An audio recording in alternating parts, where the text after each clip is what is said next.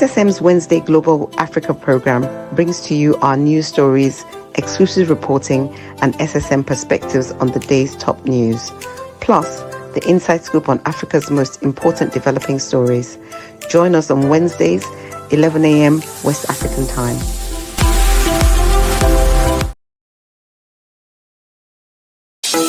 In a world where news flies around every minute, you need the ability to relate and connect with what matters and stay up to date.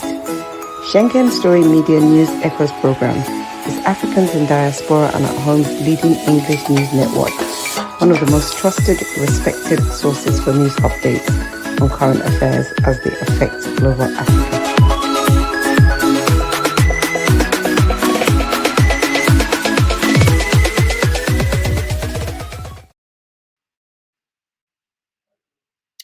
Yes, good day, viewers. You're welcome to this Wednesday edition of SSM Wednesday Global Africa. Global Africa is a program where we discuss mainly on updates coming from Africa, from Nigeria, and this is SSM. SSM is Schengen Story Media, Schengen Story Network, however you put it. What we do here exactly is we give news update from Nigerians in the diaspora standpoint. What that means is we are outside of Nigeria. So when we hear news, when we get updates, we look at it from the corners we all are. And yes, there are wonderful coordinators from different parts of the world here in SSM. So you're welcome. While I'm still waiting for them, let's run through what's happening also here in Europe. The weather is still very, very hot. It's called the heat dome. The heat dome is tripping hot air over Western and Central Europe. Temperatures are building up every day. Every day we see new wave of that heat blow. It's blowing from, like they said, it's blowing from the Mediterranean. Germany is experiencing it. France is experiencing it. France had to impose alcohol ban because they went down to 40 degrees centigrade. That's very hot. So alcohol can be taken at that point. It might seize your breath. So Germany is suffering from it. Italy is burning. Spain, Malta, and all of these countries in Europe, Western and Central Europe, are going through the heat dome. We are burning out here. Anyway, that's support from not giving our news updates. So you're welcome once again. And let's take this break. Thank you. In a world where news flies around every minute, you need the ability to relate and connect with what matters and stay up to date. Schengen Story Media News Echoes program is Africans in Diaspora and at Home's leading English news network, one of the most trusted, respected sources for news updates on current affairs as they affect global Africa.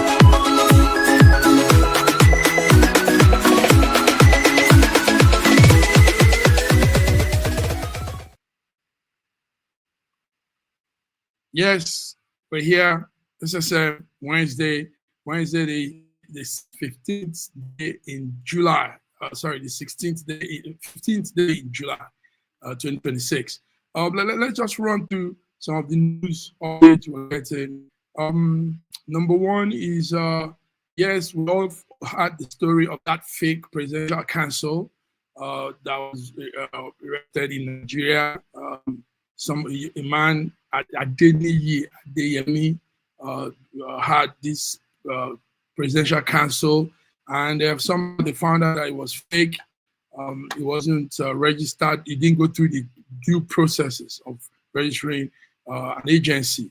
So anyway, the news update here is that police has arrested that man, Adeyemi, over that scandalous PFIPC agency. So we're still looking at the stories around that, because he actually said he will go out, he will surrender himself to the authorities, and he will tell them all he knows. But this time we heard he was arrested while fleeing. He was arrested in part of southwest Nigeria. So Adeyemi, the fake PFNIPC agency, fake presidential councils agency, has been arrested. We hope to get more updates. The development we got was that the court issued a bench warrant for his arrest following his failure to appear on his own. Now he's been arrested. So Adeyemi has been arrested.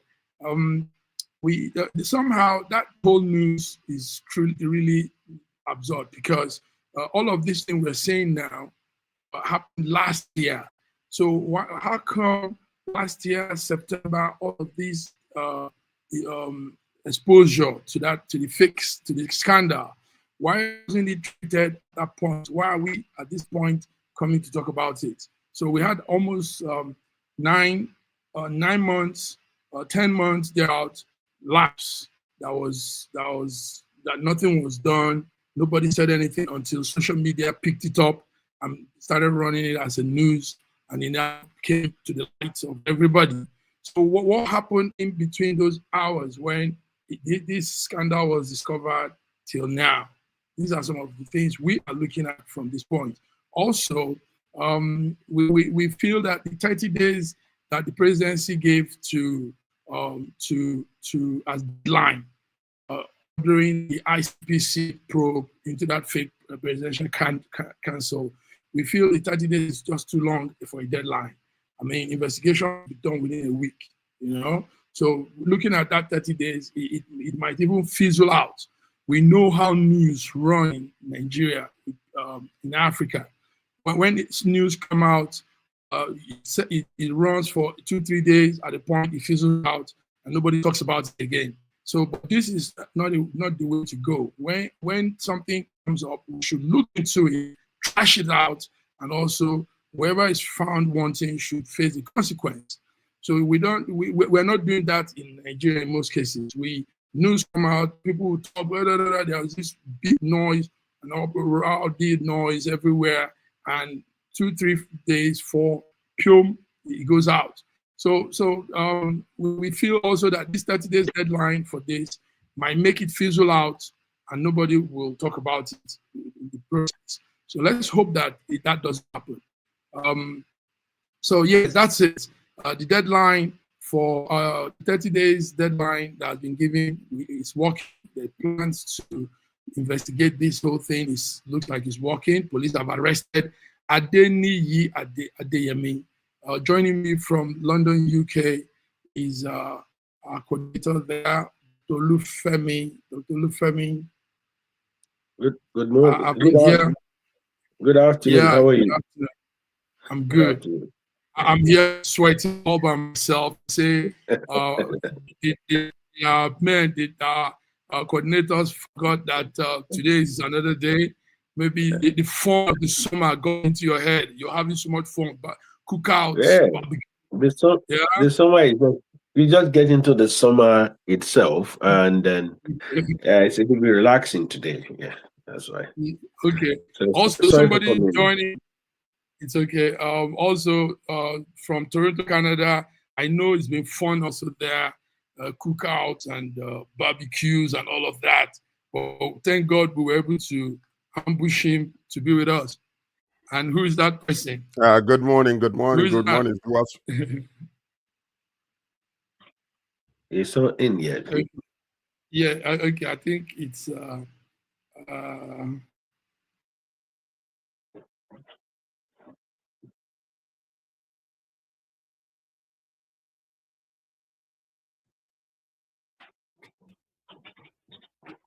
Can you hear me? Can you hear me? Uh-oh. What's going on?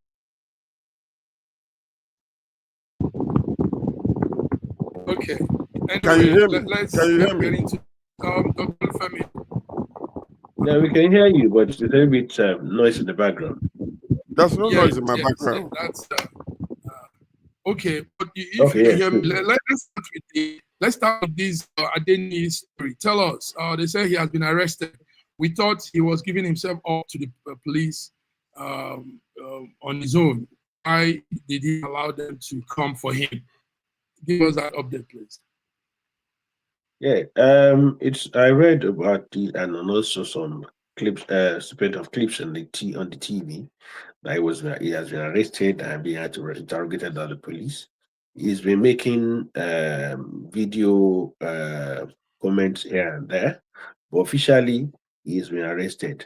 From what I learned, he was during the course of in the course of his arrest, he was officially interrogated for record purpose, and that has triggered the 30 days ultimatum for the prosecution and process that the government has uh, initiated. So we're waiting to get more into this saga. And meanwhile, while this is going on, we also know that there's a court case. Apart from the investigation by the government, there's also a court case that is instituted against him, for which he was released on bail. So I wouldn't know whether it was based on that he was arrested. Maybe they gone on a court case. I think that's a court case that he was arrested. The one on the government investigation, I don't think there's a warrant for his arrest on that. Thank you very much.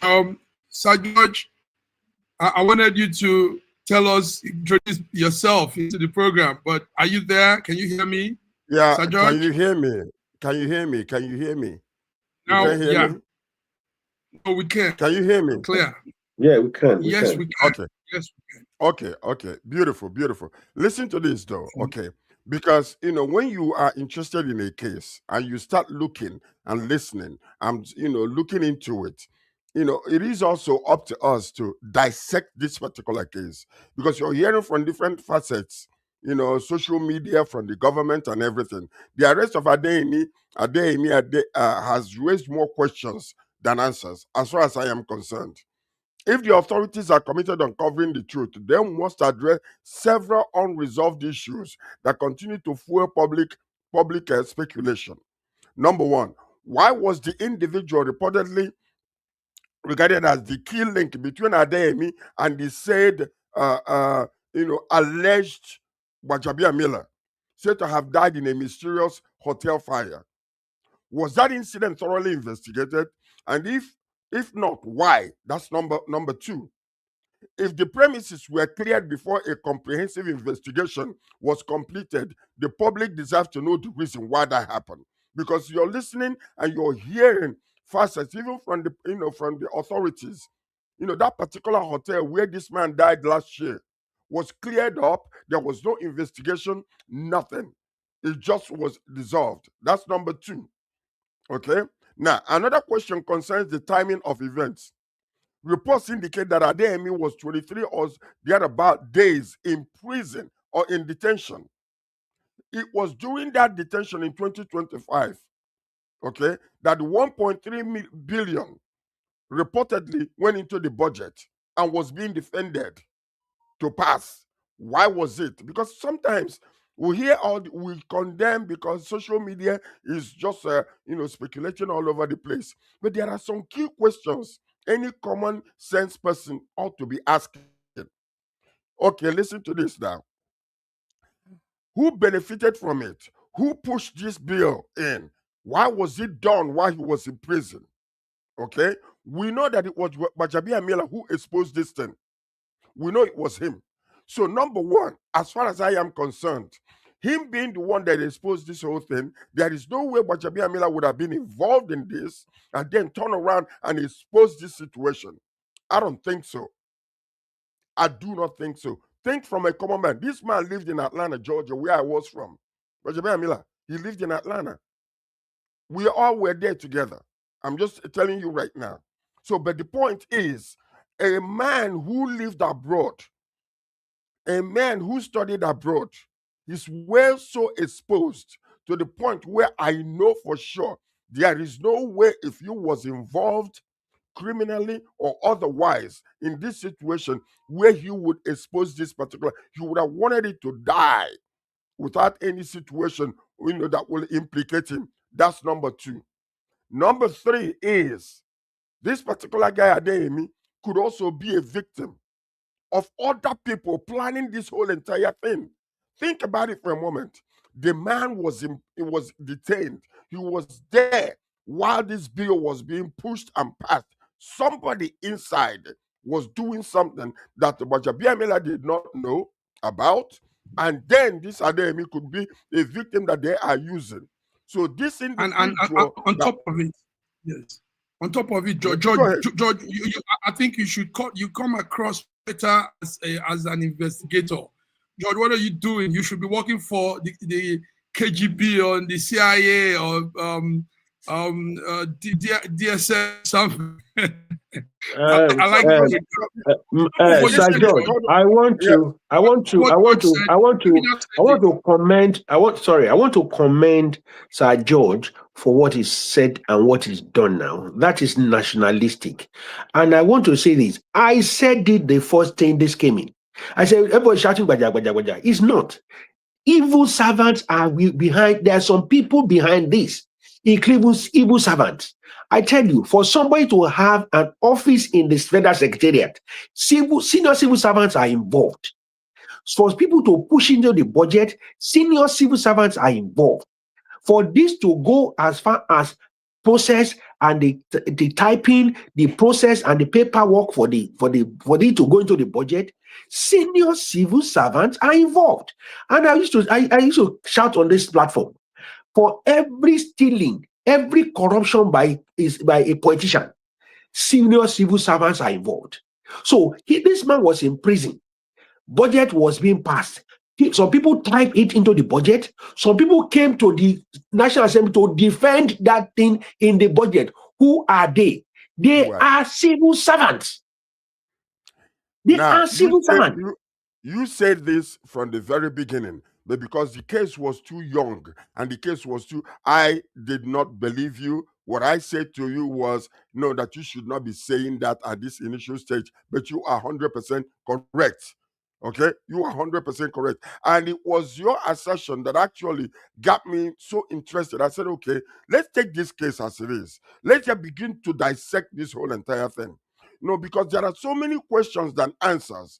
And I believe these unanswered questions have room for the possibility that forces operating behind the scene may have influenced events. Whether or not Adeyemi or Bajabiamila, we are aware of them. I don't think so. Personally, that's my personal opinion right now. That possibility should either be dismissed nor accepted without evidence. We must investigate this thing to the fullest. It underscores why any credible investigation must follow facts, examine every actor involved, avoid rushing to conclusion based solely on public perception. Only transparent, independent investigation can establish who, if any, bears the responsibility. But we know that the people we have had their name right now are not involved. There were people inside who was using Bajabiamila's name, and it was very possible that the reason why that hotel was burnt down was because the link were about to be exposed. The link that was using Bajabiamila's name. But I'm telling you, and it's from inside. That's why that hotel was burnt down. That's why it was cleared immediately without any investigation. So thank you, gentlemen. Gentlemen, let's get our viewers. No. The reason why we must be interested in this is not about blaming this individual or that individual. We must find out who did this, because the system is so corrupt that we believe that there are similar ghost corporations started ghost like this. agencies. Ghost agencies like this. Thank you, George. And before you guys came in, on my own, I was making my own small summary too, and I said also time lapse. I mean, this whole thing started last year. How come we didn't talk about it all through September, October, November, December till this point in time? And now George will say social media somehow, and some people now brought it out to the fore. How come this whole thing was almost killed? And when we would talk of budget padding, we would talk of so many things in our country at the federal level, and we don't know that there were some tiny termites eating our money, biting us, biting our economy. without also having any sense of it. So thank you, George, for that summary. Thank you. Femi has always insisted on this servant thing. You know, yes. Listen, Femi, if I tell you some civil servants in Abuja, I lived in Abuja. I did contracts in Abuja for some time before coming to Europe. And do you know there are civil servants that own houses, that own duplexes, a property? And these are civil servants that earn probably 100 and something K a month, and man has property all over Nigeria. Yes. So we need to wonder how did you there are civil servants that own property outside Nigeria. Of course. When you talk to them about coming outside, they don't want to hear it. It's time we begin to look into that civil service because they've been going away with a lot of things. It's time we put our focus. Femi, what you could do for us, Dr. Femi, is maybe we could do more on them, come with some spreadsheets. Let's see those ills that Nigerian civil servants are up to. Can I tell you that there are some civil servants that refuse to be promoted? They refuse to be promoted so that they will not get away from where they're stealing. Because there's so much issues there. They refuse to be promoted from where they are because they know the terrain of that place and they are constantly saying, I want to give an example. I won't tell you about the state and where it is. I need to sign a document concerning a landed property. The government budget, the government fee was 1.2 million naira. These people are asking for 3 million naira. Then I said, they told me that I have to make the payment into a private account, and they will now do the deduction from government to that. And I said, anything I will not get a receipt, I will not pay. Do you know, for many months they refused to push the document, or they had to negotiate to an amount before they could do it. That is what they do. So you think that you say, civil servant, minimum wage is 70,000. Listen. 90% of them don't live on minimum wage. Most of civil service, 90% of them don't live in minimum wage. I also give an example. In Ogun State, under the former governor of Ogun State, there was a crisis, a major crisis, when the union went against the state governor. They did an agreement on cooperative. They put 90% of their salary as cooperative funds. 90% of their salary as cooperative fund. So the government will now double it as counterpart. So for example, if their salary is 200,000, so they will put in their 90% of their salary, which is 180,000. So government will have to double that as part of their counterpart. So when they did that, the government put the counterpart. You know what happened? A few months later, the government automated the system in Ogun State. They automated the system in Ogun State. Therefore, there was no way to steal anymore. You know what they did? Because they couldn't make up the money they were paying off for that. They now told the government they want out. The governor said, no, you can't go out because I already given you my own money.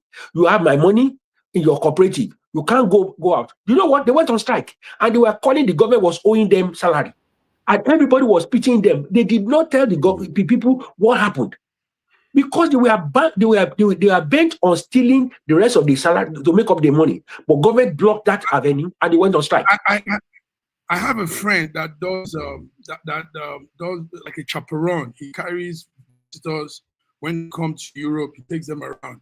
Do you know, one day he said something to me? He said, Mark, most of his clients, people that he uses his services, are Nigerian civil servants. And I said, can you imagine? So they come to Europe. He will take them to exotic stores to buy clothes, things. He will take them around. They will go to the best place destinations in Europe, you know. And they are seeing someone. That man is working with the Ministry of Defense. This one is, and you'll be wondering how a person of that nature is enjoying luxurious lifestyle, and he's a civil servant. Who's funding that? Who's funding that? They don't live on salary. So let's do more on that. Let's do more exposure, Dr. Femi. Open up more. Let's know more. Maybe our channel, our network could be that avenue of reviewing them. No, since nobody has looked into this side of it, nobody has checked on them. So we could do this and They bring don't like some in the civil accountability. service. They don't like working system. System Okay. must not work. Nothing works with the civil servants. They don't want it to work because that is their source of that. Yeah, that's their source of that's their source. You will see You some of know, their children. Some of their students school abroad. Civil servants children they school abroad. There's nothing wrong in getting better life for their children, but they pay Yes. school fees from abroad, from Nigeria. They pay school fees, and they are civil servants. They have luxurious houses in so many places because if some of them are retired, I know a couple of them who are retired from the federal civil service who has hotels and mansions in Abeokuta where I stay come from, and they are civil servants, and they will just normal civil servants supposed to live in normal life. But what do? You know, they earn so much money because they are the one that nobody asks anything about them. Nobody, they are no exposed to anything. They are the one that block the media. They will the one that will block you. And when politicians want to steal, they will tell you, "Okay, this is where the money is. Last year we did this, we can double this. So the thing in my own court is this." So when they give the politician those things and they make it available, and when the politicians refuse to work with them, they will destroy you. They can destroy you. I know this for sure because that is the reason why we gotta be very careful. Yes, uneasy is the head that wears the crown, but the heart of the king could be so pure, but the servants are plotting and destroying the image of that king. So, you know, a lot of times when this thing first came out, it's almost like, oh, the presidency must know. And that means that Asiwaju is allowing some of these things to happen. Asiwaju himself is so busy that, you know, he's thinking about bigger things, not these mundane detailed things. And even Gbajabi Amila himself is so busy that this thing could be happening under his nose by his workers and without his knowledge, and they're using his name to do it. Because that guy was asked, you know, have you ever spoken to Gbajabi Amila? Have you ever seen him before? He said no. He said no. Have you ever spoken to him before? He said He said once. yes on phone. No, it's on phone. Then he asked, the question was it on video call? No. So it could have been anybody who was posing to be Gbajabi Amila, and then turn around to say, and that is the reason, possibly the reason why that hotel was burned down. All right. To All right, gentlemen. person. Yes, there's a lot there. Thank you, George. Thank you, Dr. Femi. Viewers, you are free to put in your inputs. Let's hear what you think about all of this discussion. Gentlemen, we will be doing more on back checking government workers, officials, civil servants. We'll be doing more here. I guarantee you this will be the channel to open them up. If anybody's doing that, Dr. Femi is here to help us. Sir George is here, and all our panelists. Let's check on somebody. There's also an ugly event that has happened with the ministry. Last time we were talking about the coastal highway and addressing the flooding that is happening from that Ministry of Work. Now it is a different story altogether from that corner. The Minister of Works is somehow invited into something very strange. An independent, they call it physiotherapist, died in his within his environment. Gentlemen, you guys have that story. There's protests going on it now. People are crying and saying the lady must not be buried until the autopsy, until forensic things are done. George, what was that story? The call for this independent probe. The call for this independent probe into the death of the Minister of Works, personal physiotherapist, is one that should not be dismissed. Okay, whenever a death is involving someone connected in the high places, okay, high-ranking public official, it raises public concern.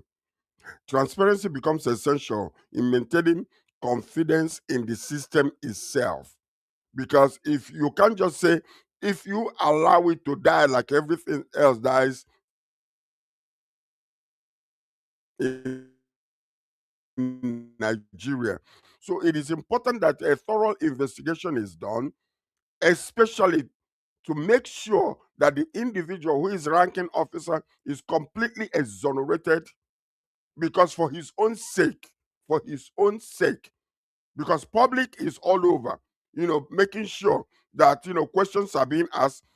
That number one. Several questions also naturally will arise. What are the officially established facts surrounding the death? That's why autopsies is important. Where standard investigation procedure follows from the outset, has an autopsy been conducted, and will its finding be made public where legally appropriate? Have all potential witnesses been interviewed and every relevant piece of evidence been preserved? These things I'm asking is from North American or European standard, because we contaminate evidences every time because we're not thinking in that manner. Okay, but these are things that are very, very important for us to make sure that it is done. Another important question is whether the investigation can be conducted independently, free from any political influence or the perception of interference. That's another thing. Okay, even if there is no evidence of wrongdoing by any public official, an independent investigation will help to protect the integrity of Umahi, because he's a very controversial individual. Openly, people are attacking him. So we don't know what happened. Ultimately, the issue is not about assigning blame before the facts are known. It is about ensuring that justice is transparent, impartial, and seen to be done in cases that attract such public attention. Please, let's be careful. We're not saying that anybody is guilty, but let investigation be done so that at the end of the day, the man can continue with his work without fingers being pointed at him. Very good. That's all. Well, anybody can die. Anybody can die anywhere at any point in time. Death is inevitable. Don't fear me. But because it's the minister is somehow being called into this. I want to align with Sir George on this. It's not because the woman died in the property of Dr. David Mai. So it's just the fact that this is a Nigerian who's a professional who has died in the course of our duty. It needs to be investigated for the family to have a closure, for people to have an understanding of where this person has died, and the fact that when she's buried, she can be buried in peace. Anyone can die. I know people who have gone to work and never come back. I know even in the United Kingdom, I know people who have died on their where they are driving and they just stop in the middle of somewhere and they've collapsed on this thing and died. So it doesn't mean that because the person has died in the house of a minister, this person was killed. We just keep an open mind and get to the bottom of this, because some people are already turning into a political attack. So we should not go that route. Like Sir George says, we should not go that route. It's also for the purpose of clarity, so that people will have a clear mind and the family will have a closure concerning it. And if there's an hanky-panky in the course of the death of this person, this issue be dealt with properly. I think that should end it for now. Mature talk there, mature talk from the two of you on this issue. So we'll keep it at this for now while we follow up whatever updates comes in. Thank you, gentlemen. Reps is dropping their own state police plan and they're considering Tinubu's own proposal. I really don't understand that, Dr. Femi. I know you will explain to us better. So Tinubu has his own plan on the policing thing, and the rep initially planned to us. What's this story that's coming on this police thing? Because we want this police thing to start. We don't want any hitch. No.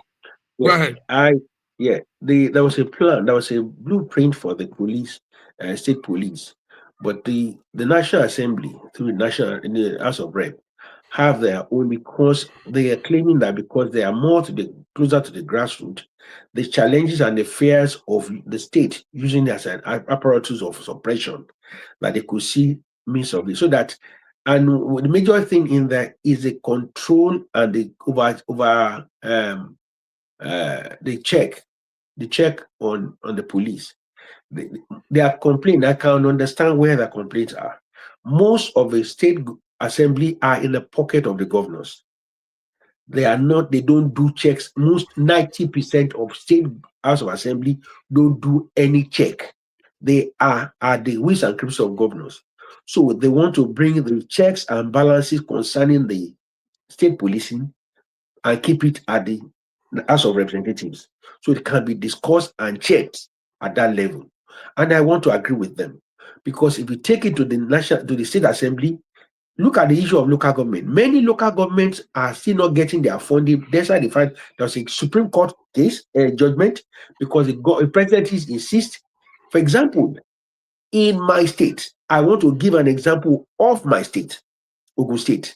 The government of Ogun State had created a account in the name of the local government, because one of the local government chairman that was removed openly said it, exposed them. They've created account on behalf of the local government, so the fund is going down there in the name of chairman of local government, but the control of that account is not in the hand of the local government, but the state government hand. So they will just collect, and the only thing they will see the alert. The chairman said they will see the alert, but they cannot control they cannot in control of the account. The governor is taking out the money, but they can see the alert. The governor only give them salaries, and that's it. So if that is happening at funding level of local government fund that's directly to them. So when it comes to issue of state policing, if you are not careful, governors will use them as political thugs to oppress anyone they want. So the National Assembly, through the House of Reps, is saying that the control and the checks of state police should still stay with the National Assembly, so that they can control and monitor the state level at the National Assembly. And I want to agree with them on it.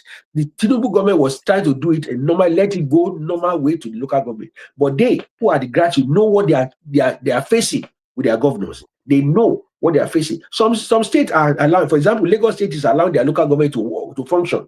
So in that heart, Tinubu will want them to do the way they are doing in Lagos State. But some states are not. They are not. The governors are not governors. They are emperors. The governors are not governors. They are emperors. They determine who lives, who dies. In Ogun State, a chairman of local government was removed and beaten up and put in police cell, just because he refused to allow them to use his local government fund to do whatever he wants without his consent. They removed him. And they beat him up and put him in cell. So this is the kind of thing we have.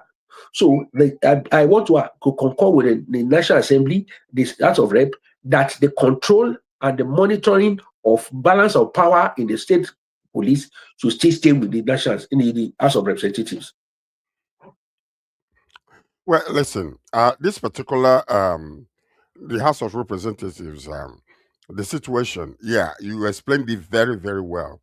But there are some fundamental questions that needs to be answered. Is the House of Representatives shaping this reform independently or simply aligning with the executives? That's one question that we need to really, get into. Okay, the real issue is not the sponsors of the bill, but whether the bill protects Nigerians from abuse.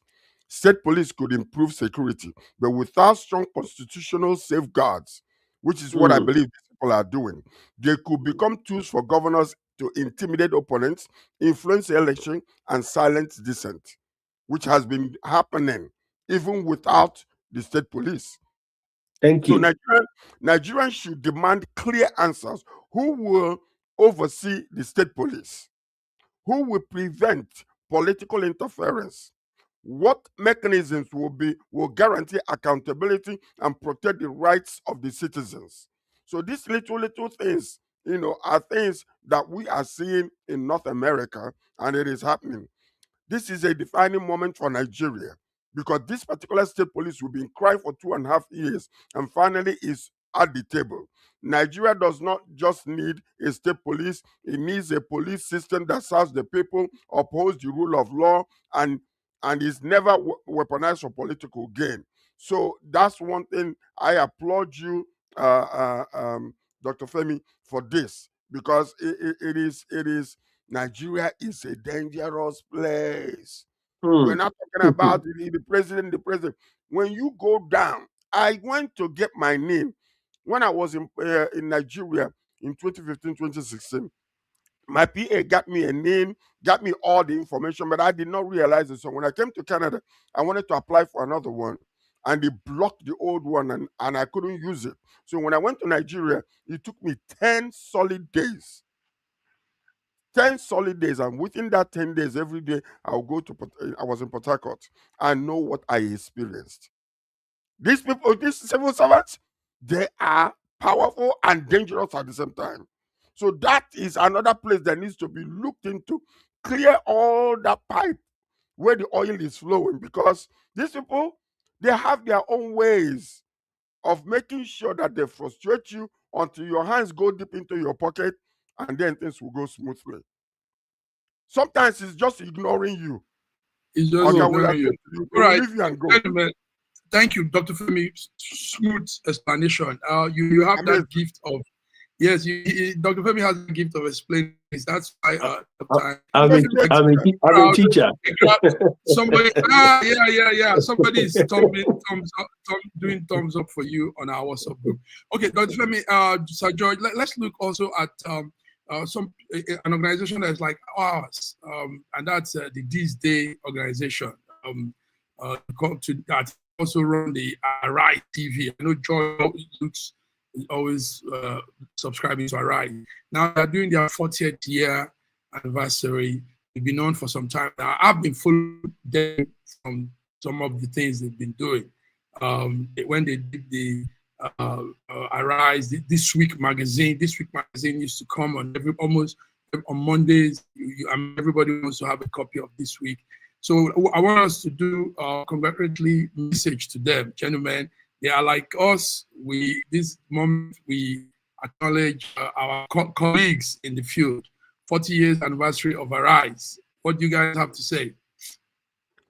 I want to. Sorry, go on, Sir George. Go on.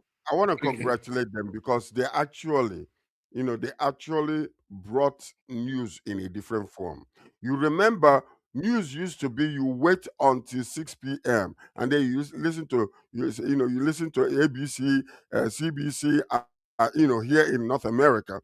But all of a sudden, CNN came and introduced a different type of news where you can 24 hours a day you can listen to the news. CNN brought it up. This is what Arise News brought to Nigeria.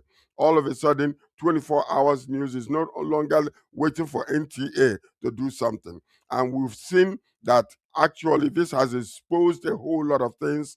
And Nigeria is different now. If you miss it in the morning, you can catch up in the evening. If you miss it in the evening, you can catch up in the afternoon. So Arise News, we will just want to congratulate you for what you have done for our country, Nigeria. And possibly many other countries in West Africa and in Africa must have followed suit simply because of that. So, high congratulations from SSM Musical. We thank you guys for what you have done, and we are following you behind. Yeah, I want to go a little bit deeper into that. I want to congratulate Chief Nduka Obiagbena, whose vision and dream of a modern news outfit is in those days became what we have now. Like Sir George said, they have mirrored news media from a different perspective. They've given us new flavors on it. Channel started something like this. AIT did theirs, and This Day through Arise also enlarged the coast. It has given us different flavors. In those days, when we wake up in the morning, we either turn on to AIT or Channels Television or later Arise came, and they've been consistent in doing this. I just want to say congratulations to them, and also congratulations to the management for managing this over the years. It is not an easy enterprise to keep up to news 24/7. It's not, and also to be neutral in this, although sometimes they are not. Not neutral in their some of their anchors are not neutral. They are known. Some of them are known to be notorious in comments that later they come out to find out to be false. But that is human. They are human. So it is the fact that Even the fact that they're doing this, it shows the free hand the management has given them to operate. So I don't want to see it from a negative perspective. The fact that some of them are just negative about things that happen to in government, it shows the fact that the management has given them a free hand to operate, and therefore it is giving us a different flavor to news. So well done and congratulations to the management, especially to Chief Luka Biagbeda. And we want to see more transparent news giving, neutral, just giving it as it is, and not taking sides that much, even though they are human, like you said, Dr. Femi. Dr. Femi, Sir George, some analysts are blaming the weak investigation and the poor prosecution of EFCC. They say the EFCC sometimes allows suspected criminals to evade justice. They leave, they get out of Nigeria.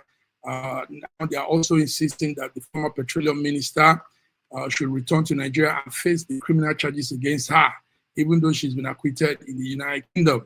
Gentlemen, it's an issue that should be looked into very well. We know that minister did, but acquitting her in the United Kingdom does not acquit her in all of those charges. There are things still to be addressed. Sir George, is EFCC really living up? Yeah. Well, Go ahead, sir. okay, the case was in UK for a while. Okay, that her case of bribery was in UK, but the call for the Zeni Maduekwe to return to Nigeria highlights an important legal distinction that is often overlooked. Her acquittal, in the UK, if it relates specifically to UK charges, is only relates to UK charges, does not automatically determine the outcome of any other separate allegation or charges that may exist under the Nigerian law. So we need to understand that. I have always said this: woman, please return our money, because it's being alleged that you did some things locally, from Nigeria. So Nigeria, different jurisdiction can investigate and prosecute different offenses based on their own evidence and legal standard. So UK have done their own. They weren't able to find her guilty. So, okay, we applaud that. The more troubling issue is the criticism directed at the EFCC. If investigations are weak, evidence is poorly gathered, or prosecutions are not diligently pursued, so that means, serious corruption cases can collapse in court. And we've seen that happen many times. We shout, we take that person to court, but there is no detailed investigation to ensure that these allegations have evidence that can be brought to court, and the judge can transparently look into them and make a value judgment. Justice depends not only on allegations, but on competent investigation and credible evidence. So even if we are calling on these people, what they could have done was, while this case was going on in UK, they could have been gathering their own evidences. If Nigerian authorities believe that they have sufficient evidence against the Ziani, regarding alleged offenses committed in Nigeria, then she should return and be afforded the due process before a competent Nigerian court. At the same time, prosecutors must be prepared to prove their case with facts, not public opinion, because that's what we've seen so far. Even most of the cases that are happening right now, it's all about public opinion, because everybody now is a news person. This case should be about accountability, not politics. If she's innocent, because you clear her. If there is a credible evidence of wrongdoing, she should answer those allegations in Nigeria. The public also deserves to know whether investigative failures have allowed high-profile corruption cases to go unresolved. Justice is best served when every allegation is tested in a court through fair, transparent, and independent legal process. So we are looking forward to EFCC is under their own jurisdiction to ensure that she comes back and answer those questions. If she's found guilty, let her return our money, because this is all allegations. But we must present credible evidence in a court in order for this to move forward. And UK must be willing to return her. That's another issue. UK must Okay. be willing to return her, because you know why? You know why? Most of the time they turn their faces the other way because maybe this woman got so much money in the country and is helping the economy. So UK must be willing to return her. Yeah. Now, when exactly when they're extraditing criminals, so they should extradite her as well. But let That's right. me differ from you what you just said in a little way. Now, when you see the image of a court, you see justice with a blindfolded and weighing with two weighs on their hand. And I want to use that at the back of your mind. Put that back of your mind and look at Ibori case and Desiani's case. Now, if Desiani had gone to be taken to court by EFCC and they come out with this report, people will say they bribed the judges. They've bribed the judges. They collected money. They will condemn the judges. And that is what we do in Nigeria. We don't help the system. We help to destroy the system. And when the system comes after us, we all condemn it. Desiani had gone to court on the premise of the fact that the case is just on money laundering. Money laundering, not that he stole money. Here we have the different, we have a documentation that she stole money from her coffers. She went to defend herself from money laundering. And let us now come back to Ibori. Ibori's case was Ibori laundered money, and there was evidence of laundering money to buy properties. And so he was convicted and jailed. Now, when we come to the issue of EFCC, no matter what they put to bring to court, they will still have to face Nigerian lawyers who are very vast in twisting cases and going to the back to go and visit judges at home. So sometimes it is not the EFCC that is the problem. It's a challenge to the system. Remember, when Buhari was in government, when he first came, one of the things was to try to clean up the judiciary.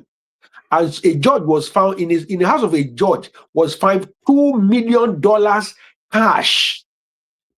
$2 million cash because they broke the fence and got into his house. And they broke into the house, they found that. And you know what happened? The judges went on strike. He went to clean the system. But what happened? The system stopped him. So we need to know that it is not about individuals. It is the system that needs to be cleansed. We need to begin to clean ourselves. I sent something somewhere. Somebody sent me a video or something, and I sent around. If Nigeria works, many people in Nigeria will not survive. If the system works in Nigeria, many people in Nigeria will die because they live on corrupt and twisted system. Do you know why a lot of us that lives abroad, why we thrive? Because whenever we come to these countries abroad, the system works. We have to comply to the system that works. So that's why we thrive. It is not that we do something extraordinary. For example, I did my first degree, my master's in Nigeria. I did not owe anything to Nigerian government. It was almost stipend. But when I did my PhD in this country, I have to pay. I am still paying back. It's a system. But for example, Nelfon now is doing what they are doing here. Some people are condemning it. Why should Nigeria pay? Why should Nigeria pay? Why should Nigeria pay back the money? This is the ease. That's what we're talking about. System needs to be brave. If it is there comes to Nigeria today, you will see Nigerian lawyers start running up and down, big men wanting to defend her because they know there's a pot of money. But we need to understand that systems, EFCC is a system. It is not about EFCC is not working. EFCC is not working. If there are gaps, it is because Nigerians are sabotaging that gap. Yeah. If there are things that are not working in Nigerian EFCC, we need to call it out, but we need to know that the system must work. But system must work. I'm with you on this one. But it's terrible that we have come to this level where we fragmented our system, and now everybody is used to the bad system, and this is how it is. And like you said, if we now revert to how it should be, the real system, it will affect a lot of people. But maybe we need to have that effect for some time and switch to the real system. I mean, that's it, Dr. Femi. That's what it is. That's the only way. It's sad. That's the only way. Yeah. We cannot be Yes. depending on a system that is corrupt, because it is Yeah. corrupt, and a lot of people. What we need to do is to go to the ground, to the grassroots, and begin to Thank you. reformat everything, regenerate Reformat everything, But resanitize it, rebaptize can it we? for the Can benefit we? of Is it our own people, possible? so that our Is it mentality. possible? No, it is possible. It is possible. Is it How does possible? culture start? Culture starts from one person. One person can be doing something the same. Their neighbor start doing it, another person start doing it. Before you know, the whole entire street are doing it. Please. The whole entire state is doing it. The whole entire country can be affected. We So, cannot allow this And, to yeah, continue. and also, it is Georgia, possible. It is possible. Do you It know is why it's possible. also, Do you know why it's possible? We should learn to walk before we run. Let me give you an example. Look at the voting system in Nigeria. I remember in the 1980s, during the NPN UPN days, when Togri was the order of the day, because my house in Abeokuta was close to the NPN headquarters. Bloodshed and all the way, and people will be driving, talks will be driving on day of election, they will chase everybody away, fill in the boxes. Gradually, we are getting there. We are beginning to change, system begin to change. People are getting PVC, and therefore we don't have 30 million or 400 million votes anymore. The reality of voting pattern is now coming out, and that's why you are seeing results. You are seeing proper result of election. People are saying that somebody else somebody stole their mandate. Nobody stole any mandate. That is the proper voting pattern of Nigeria. People are not voting. They just collect the PVC for ID card. They collect PVC to collect money. So the thing is our system is working, but it's gradual. It's gradual. In the past, Sir George just talked about NIN. In the past, somebody will have 4 or 5 NINs, but now you can't have 2. So systems begin to work. People have BVN. Now people are getting, if you borrow money now, if you borrow money, you want to run away, they will go to your BVN, go here, and they track it. But now, so systems begin to work. It will take time. We need to learn to walk before we run. Nigeria started in 1999. Nigeria started. New Nigeria started in 1999. With the democratic Nigeria. Yes. Thank you, gentlemen. Gentlemen, our time is gone. We've done it. Today is a special day for the English people. What's your take on the World Cup? We just have to support you for this one.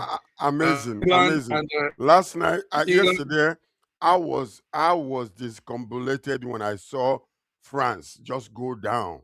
I couldn't believe it. I'm like, what, 2-0? I mean, what is going on? Now Spain is on the rise. So I believe that if all things being equal, that is going to be England and Spain on this. That's what I'm rooting for. Because of Dr. Femi. I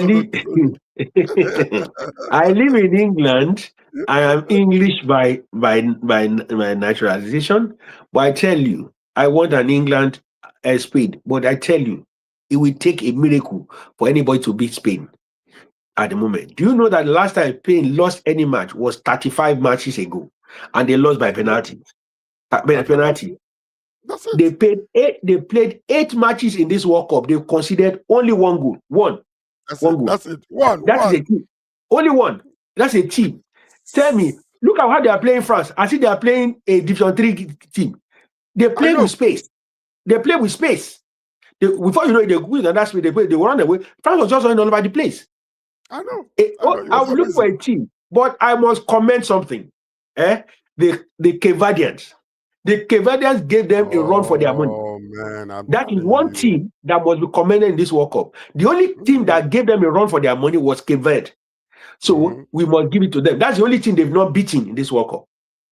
And also, I tell you, they are the only team that have not gone to extra time. They will beat you in 90 minutes. Let's stay on for viewers. England, Argentina. Is that England, Argentina? Tonight. Please pray for us. So, let's see what happens with that. Pray for us so that Messi will have a bad day. I'm rooting for the English team anyway. There's a news we didn't do, but it's just a news flash anyway. It happened on Monday.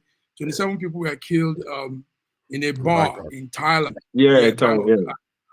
sad news there. In So fact, I sad. think more jets will come because the injured ones were severely injured. Yeah, severely injured. Very Our sad. deepest, May God our give deepest condolences to the families. condolences to those people. Mhm. Yes.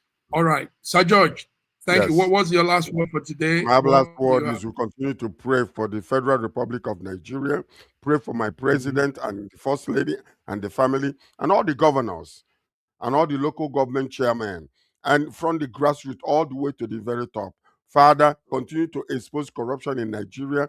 Continue to give Amen. us the wisdom to unite together as one country, as one Nigeria, and let there be prosperity and progress in our country. Bring factories and industries so that our youth can have job. When they graduate, they will have job in our country. No more Japa syndrome. We need industries in our country. Father, make this happen for us in Jesus' name. Amen. Amen. And lastly, I need to just drop it. Nigeria this week, Nigerian stock is the best performing stock in the whole world. In the whole world. Yeah. So it should be on record. Nigerian stock is the best performing stock in the whole world. And Which just ones? Which yesterday, ones? Nigerian stocks in the stock Okay. exchange. Nigerian bond and stock is the best performing in the whole world. Even there. So Bloomsbury gave out that record. So please, it's a place to invest. God bless Nigeria and peace out. Peace out.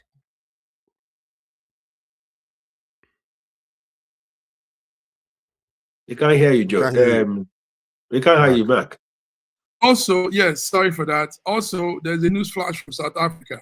South Africa has done a list of visa-free countries that can come for a couple of days in the country. They had virtually almost all the African countries, except Nigeria. I don't know why. We are not interested. But I don't think anybody will go. Yes, nobody will go because also, as a matter of fact, they need to all African countries. All African countries must ensure that they don't go there. Let them stay alone. They want to be alone, let them be alone. We don't need them. Yes. All right, gentlemen, thank you for coming. Viewers, we thank you once again for being with us.